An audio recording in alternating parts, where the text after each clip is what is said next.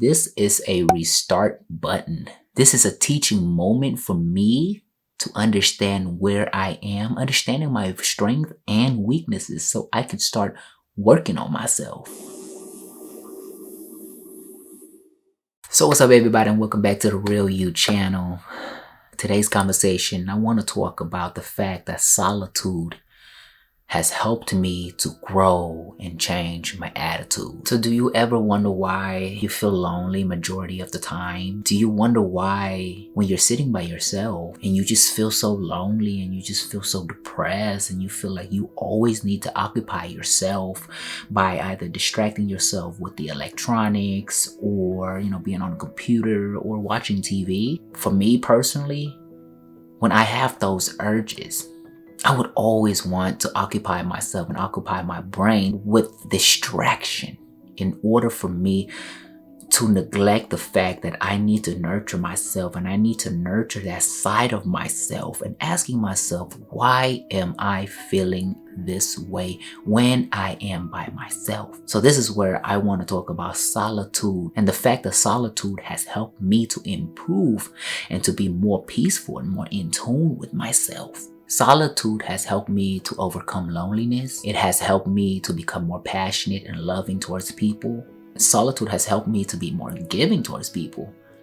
I grew up in a very low income family where majority of the time we seek handout from other people. We didn't have that much money growing up, where it was so embarrassing to even say this that we used to buy secondhand products. And now, since secondhand products are becoming a trend, no one is really embarrassed because of that anymore. But back then, it was like 10, 15 years ago, we were so embarrassed to even talking about buying or using secondhand products. But now, I own up to it, I own up to it. My sisters own up to it. We are like, you know what? Yeah, we buy secondhand. We helping the community. We helping the planet.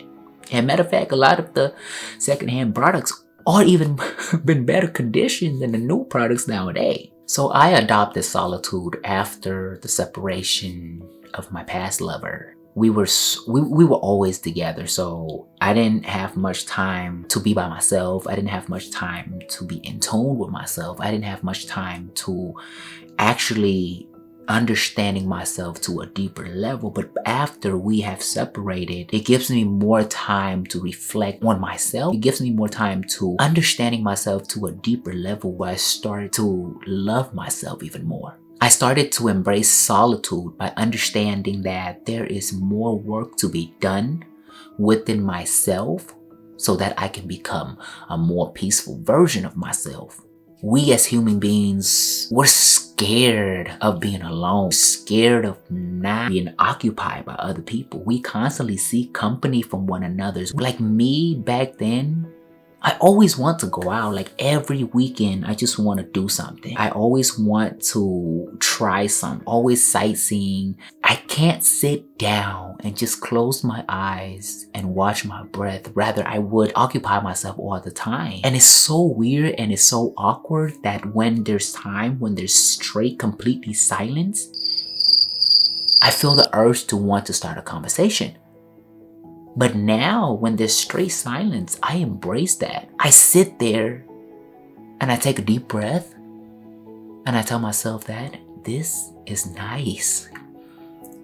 This quietness has given me the time to be in tune more with myself. I take a deep breath.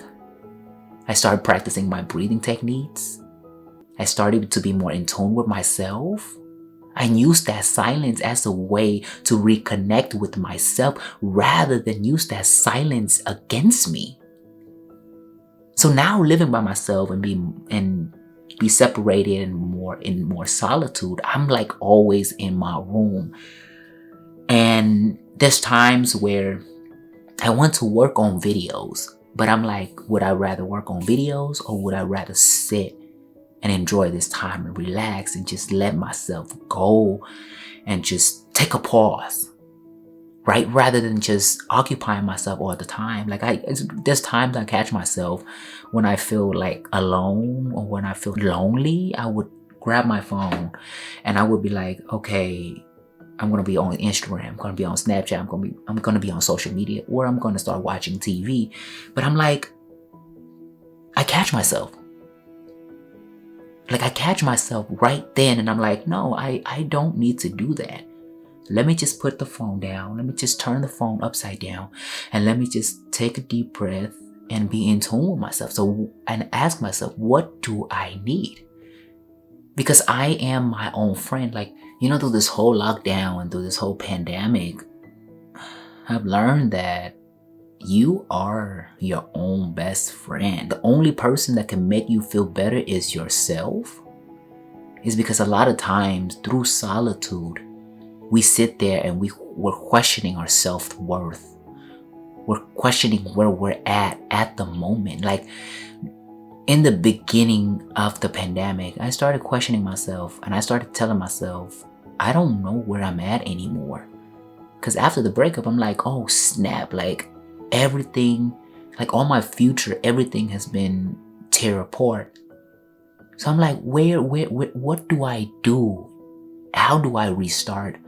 But because of solitude, and I treat solitude as a friend of mine, I started to be more in tune and be more understanding with myself, and telling myself that, hey, you know what? This is a restart button. This is a teaching moment for me to understand where I am, understanding my strength and weaknesses, so I can start working on myself. I use solitude as a guidance in order for me to find that real version of myself so that I can be more peaceful.